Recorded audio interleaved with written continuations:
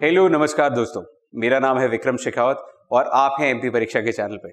दोस्तों, अगर आप किसी भी कॉम्पिटिटिव एग्जाम की तैयारी कर रहे हैं तो इस चैनल को अभी सब्सक्राइब कीजिए ताकि आप कोई भी अपडेट मिस ना करें। इस वीडियो को शुरू करने से पहले मैं चाहूँगा कि आप सब लोग एक पेन और एक बुक लेकर बैठे, एक कॉपी लेकर बैठे, जिसपे आप इस वीडियो में आने वाली जानकारी को कहीं पे नोट कर सकें। ये आपकी तैयारी में आपकी बहुत मदद करेगा।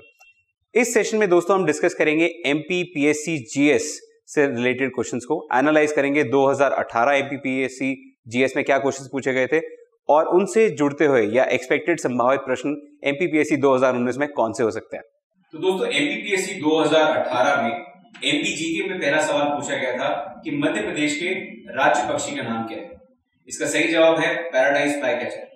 इसे दूधराज या शाही बुलबुल भी कहा जाता है।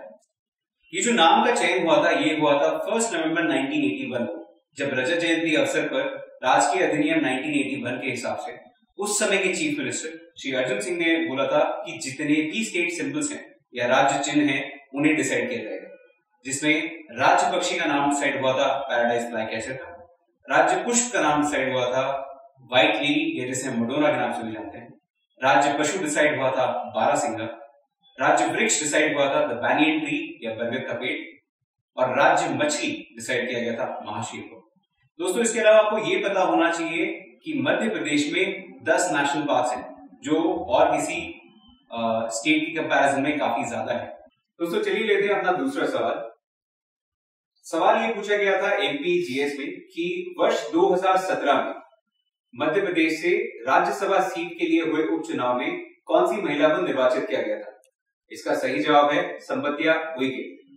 संपतिया उइके भारतीय जनता पार्टी की आदिवासी नेता थी। ये मंडला जिला से 3 बार अध्यक्ष रह चुकी थी। जुलाई में डिसाइड किया गया था कि इन्हें मेंबर ऑफ पार्लियामेंट बनाया जाएगा।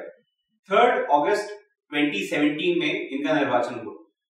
इनकी नियुक्ति की गई थी क्योंकि अनिल माधव दवे जी का देहांत हो गया था। संपतिया उइके जी का निर्वाचन हुआ था राज्यसभा की सीट के लिए। चलिए जानते हैं राज्यसभा के बारे में थोड़ी जानकारी। राज्यसभा में कुल 250 सीटों की लिमिट होती है, जिसमें से 245 यानी 245 अभी ऑक्यूपाइड है।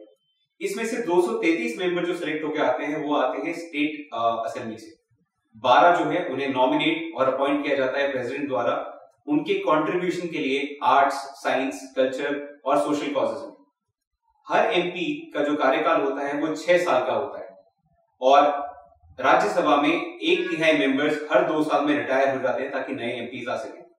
इसके जो चेयरमैन होते हैं वो होते हैं वाइस प्रेसिडेंट ऑफ इंडिया, जो हाल ही में वेंकैया नायडू जी हैं। इसके अलावा दोस्तों आपको ये पता होना चाहिए कि मध्य प्रदेश से एमपी जो बने हैं राज्यसभा के लिए उनका टोटल काउंट है 11, जिसमें से 8 भारतीय जनता पार्टी के हैं और 3 इंडियन नेशनल कांग्रेस यानी कांग्रेस पार्टी के हैं। चलिए लेते हैं अपना तीसरा सवाल।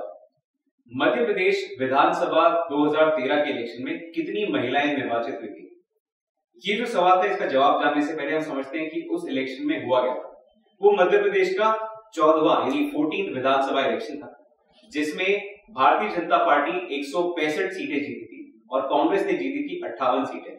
भारतीय जनता पार्टी को लीड कर रहे थे शिवराज सिंह चौहान, जो उनके 3rd टर्म के लिए कंटेस्ट कर रहे थे। इस इलेक्शन में जो ऑप्शंस दिए गए थे दोस्तों उसे बाद में निरस्त कर दिया गया था। ऑप्शन 22 इसका सही जवाब हो सकता था, लेकिन 2 महिलाएं और थी जिनकी नियुक्ति हुई थी, तो सही जवाब था 24, क्योंकि 24 इसमें जवाब नहीं था। इस क्वेश्चन को निरस्त कर दिया गया था।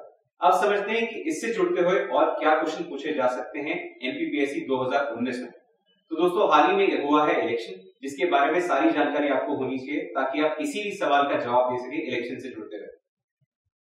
जो इलेक्शन हुए थे 2018 में वो हुआ था 28 नवंबर 2018 को।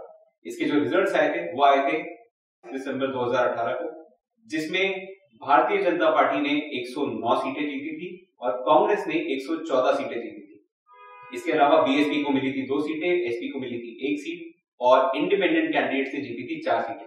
ये मध्य प्रदेश का 15वां विधानसभा इलेक्शन था।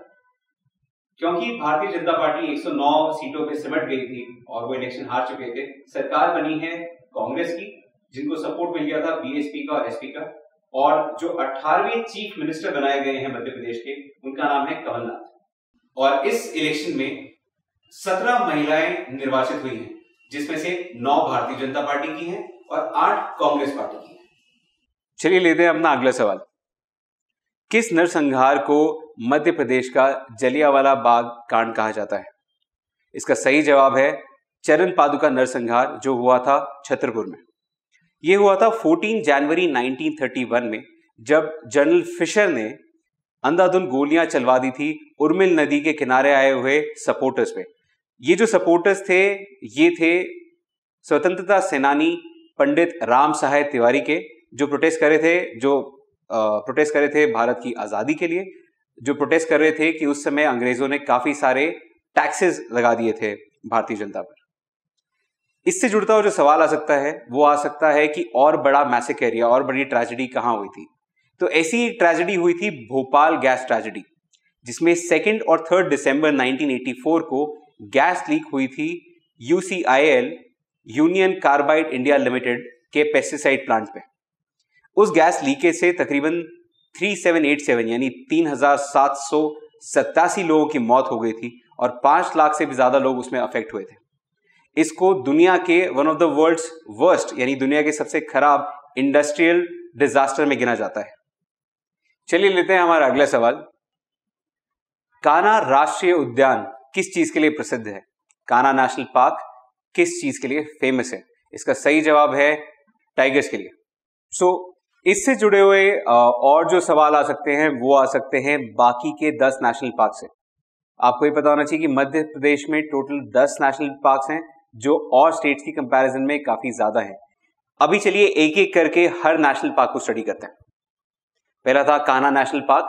इसको बनाया गया था 1955 में।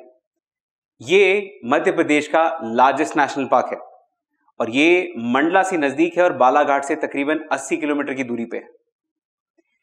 इसमें टाइगर्स के लिए तो फेमस ये है ही, 1000 से ज्यादा फ्लावर की स्पीशीज भी यहां पे अवेलेबल है।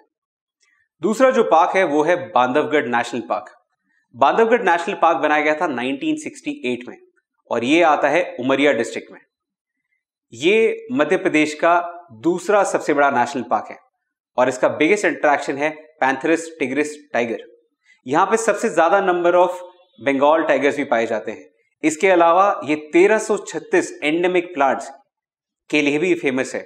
एंडेमिक प्लांट्स वो प्लांट्स होते हैं दोस्तों जो एक ही क्षेत्र में पाए जाते हैं, उसके अलावा और वो कहीं पे नहीं होते। बांधवगढ़ नेशनल पार्क में 250 से ज्यादा ब्रीड की बर्ड्स भी हैं। अगला पार्क है Madhav national park. Madhav national park जो है ये बना था 1958 में और ये है शिवपुरी डिस्ट्रिक्ट जो ग्वालियर डिवीजन में पड़ता है। ये फेमस है माधव राव सिंधिया के नाम से इसका नाम रखा गया था। तो ये फेमस है कि यहाँ पे पहले मुगल्स और मराठा एम्पायर वाले शिकार किया करते थे। इसका टाइगर रिजर्व भी काफी बड़ा था, बट धीरे धीरे टाइगर्स एलिमिनेट हो चुके हैं। दोस्तों इसके अलावा 7 और नेशनल पार्क हैं जिनकी जानकारी आपको होनी चाहिए। कूनो नेशनल पार्क जो है श्योपुर और मुरैना डिस्ट्रिक्ट में, Mandla fossil plant national park जो है डिंडोरी में, पन्ना नेशनल पार्क जो है पन्ना और छतरपुर में, पेंच नेशनल पार्क जो है सियोनी और छिंदवाड़ा डिस्ट्रिक्ट में, संजय नेशनल पार्क जो है सिद्धि और सिंगरौली डिस्ट्रिक्ट में, सातपुरा नेशनल पार्क जो है होशंगाबाद डिस्ट्रिक्ट में और वन विहार नेशनल पार्क जो है भोपाल डिस्ट्रिक्ट में। इस तरीके से आप अपने सारे 10 नेशनल पार्क की तैयारी कर चुके हैं। दोस्तों अगर आपको कभी भी ऐसा लगता है कि आप पॉइंट्स नहीं लिख पा रहे हैं तो सबसे आसान तरीका है इस वीडियो को पॉज कीजिए, जो भी इंफॉर्मेशन आपको चाहिए उसे लिख लीजिए और उसके बाद वीडियो को फिर से प्ले कीजिए। दोस्तों ऐसी और वीडियोस के लिए सब्सक्राइब कीजिए परीक्षा चैनल को और बेल आइकन दबाना ना भूलें। और अगर आप तैयारी कर रहे हैं तो प्रैक्टिस के लिए अभी डाउनलोड करें एमपी परीक्षा ऐप।